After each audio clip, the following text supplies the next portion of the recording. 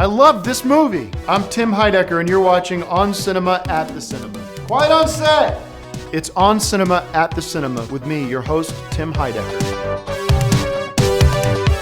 Hi, everybody. Welcome to On Cinema at the Cinema, season premiere of season 3. My name is Tim Heidecker, and it is a review a movie where we review movies for you, tell you which movies we want to recommend and see.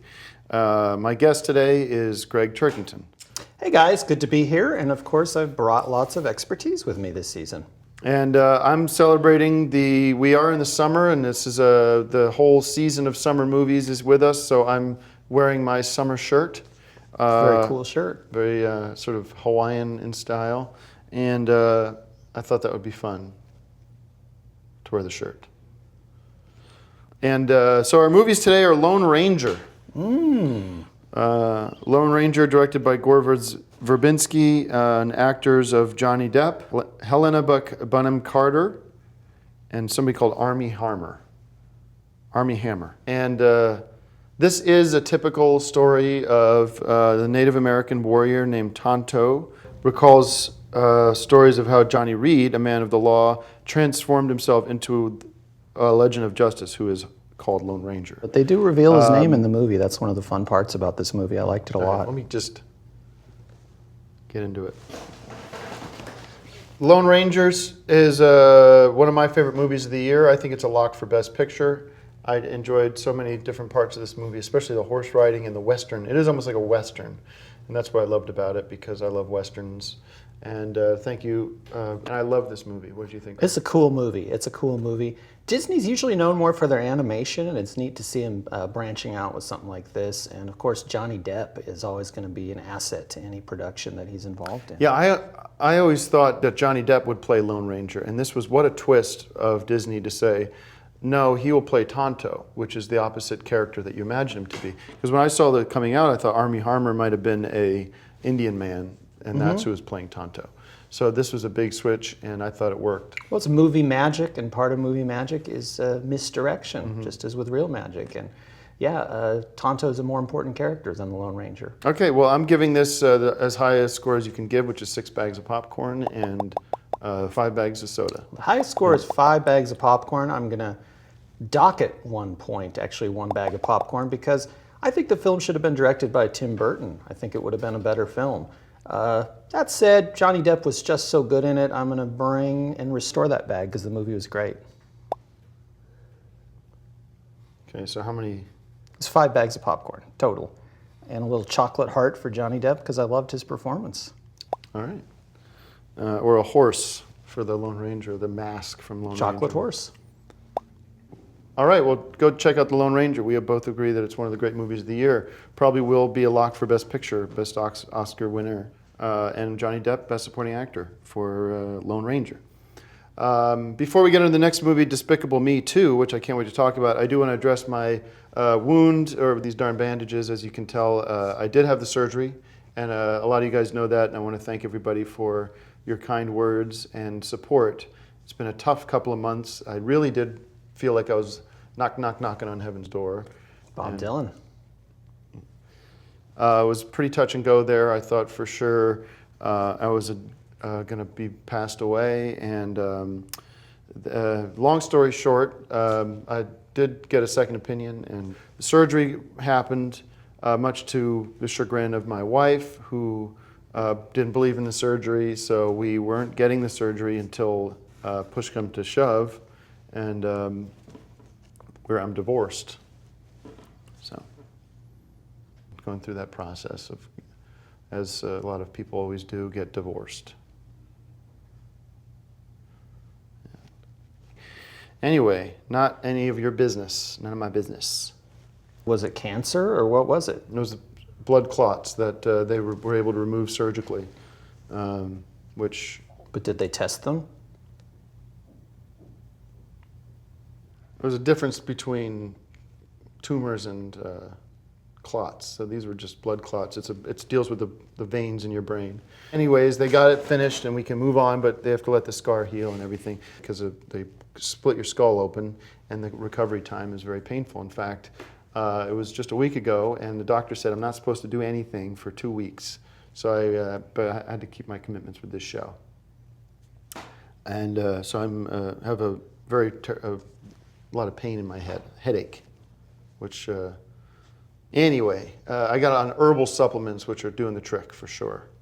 Let the healing begin, and thank you guys for all your wishes, and thank you, Greg, for standing by me and supporting And the for show. getting the ball rolling of having people send you cards and letters telling you to get the surgery. All right. Yes, thank you. Anyways, Despicable Me 2, starring Steve Carell, Al Pacino, Kristen Wiig with 2 eyes, Miranda Cosgrove, Russell Brand, and Steve Coogan. This is a cartoon, and it is basically a sequel to Despicable Me 2. Evil mastermind Gru is recruited by the Anti-Villain League to help deal with a powerful new supercriminal. I loved the first Despicable Me, and there's no reason why I wouldn't love this as well, and it's true. It is so fun and funny, and it is for kids, but it is also for adults who love good movies.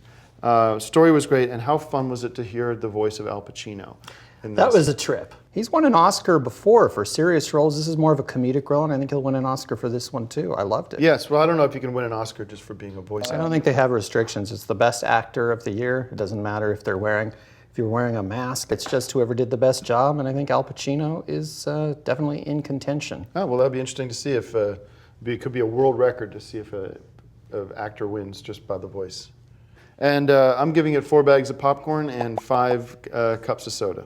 This is a kind of movie that you take kids to, so I'm going to give it 5 bags of popcorn and 5 bags of mixed candy. Okay, well, now you have some thoughts on what you should see this weekend. By the way, today we're going to celebrate the celebrity birthdays, and we call on birthdays. Okay, today's birthday is July 3rd, and exciting. This is amazing because it is our first time we're doing this segment. How fortunate we are to have one of the greats, Tom Cruise's birthday today. Happy birthday, Tom. Happy birthday, Mr. Master, Tom Cruise. Happy birthday, Tom Cruise. We love you, and we love all the movies you're in, especially Jack Reacher was my favorite movie last year. And all of your movies, really. And even his latest movie, which we didn't get to review, called Oblivion, which I loved, and I will love every movie you've been in. He's not getting older, he's getting better. Mm-hmm. So happy birthday, Tom, and we wish you many more. And I'd love to see him in Despicable Me 3. we're going to say, and many more. And many more movies, yeah. Sorry. All right, well, our next, finally, we got our old segment. Hopefully it's going to be a Tom Cruise movie, Popcorn Classics. Let's hear it, Greg. Yes.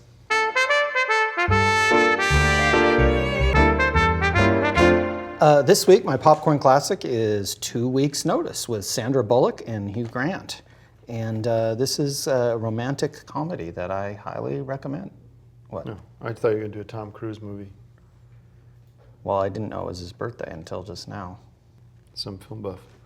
I'm a Okay. film buff, not a birthday What's buff. with the red tape on the bottom? This is my new coding system, internal coding for my collection, to keep people from stealing the tapes. Sort of, it's cheaper than an alarm system, let me put it that way, and it makes sure that the tapes belong to me. What do you mean? I mean, how does that stop people from stealing the tapes? Well, if I loan a tape here, a tape to you, a tape to somebody else, and then I don't always remember that I've loaned them as time goes by, then I go over to your house and I'm looking through your tapes and I see, oh look, this one's got red tape, this is one of mine, so then I can retrieve the films. And also that way, if professional burglars broke into the house or something and took all the tapes and then they turn up in pawn shops or whatever, I can say to the police, this is one of mine, and then you're entitled to retrieve your stolen merchandise that way. So it's, you know, it's a lot of fun to do. All right, what do the numbers stand for? I don't get what the numbers stand for. This is an internal coding system. T is for the title, 2 weeks notice, T. 5 is my rating, 5 bags of popcorn. 0 is the decade that the movie was released, not made, but released. This was in the 2000s. L is the first letter of the director's last name. This was directed by Mark Lawrence. 35 is the shelf number where I keep the tape, and 48 is the tape number. Couldn't you just use the last 2 numbers then, if it's the tape I have, number? well, if you only had 99 tapes, but I have significantly more than that. Okay, I have to stop now because my head's starting to really hurt. So we'll be back next week, and hopefully I'll be feeling a little better. And check out 2 Weeks Notice. And I can't see anything past like here. So if there's something you're telling me, I can't see it. They're just done. Okay. The episode's done. What's that? Episode's done. Thank you for watching. There's like a ringing in my ear. Guess how many shelves I have? Oh, that would make sense. Yeah. I can't hear you.